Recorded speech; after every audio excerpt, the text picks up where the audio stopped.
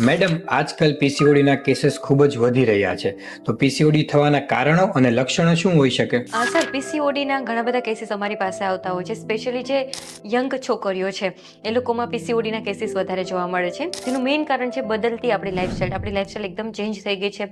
આપણી food habit change થઈ ગઈ છે. ફિઝિકલ એક્ટિવિટી ઓછી થઈ ગઈ છે. સ્ટ્રેસ વધી ગયું છે. ખાવામાં પણ ઘણો બધો ચેન્જીસ થઈ ગયો છે. આપણે ફાસ્ટ ફૂડ બેવરેજીસ વધારે પ્રિફર કરીએ છીએ. શુગર ઇન્ટેક વધી ગયો છે, જેના લીધે પીસીઓડીના કેસીસ વધારે જોવા મળે છે. ખાસ કરીને મેઇન રીઝન કે સ્લીપ આપણે પૂરતી નથી લેતા. મોબાઈલમાં સ્ક્રોલિંગ, જે સ્ક્રીન ટાઈમ વધી ગયો છે. આપણા મગજની અંદર એક ગ્રંથિ આવેલી હોય છે જેને પિટ્યુટરી ગ્રંથિ કહેવામાં આવે છે. આ પિટ્યુટરી ગ્રંથિનું કામ હોય છે શરીરની અંદર હોર્મોનનું સિક્રેશન કરવાનું અને એને મેનેજ કરવાના.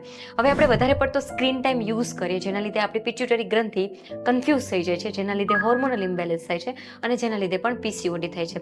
વેઇટ ગેઇન, ઓબેસિટી પણ આપણે જોઈ રહ્યા છીએ કે દિવસે ને દિવસે ઓબેસિટી વધારે વધતી જાય છે, જેના લીધે પણ પીસીઓડી જોવા મળે છે. પીસીઓડીના લક્ષણોમાં શું હોય છે? અનિયમિત માસિક આવવાના લીધે બોડીમાં ઇન્સ્યુલિન રેઝિસ્ટન્સ વધી જાય છે, જેના લીધે વજન વધી જાય છે.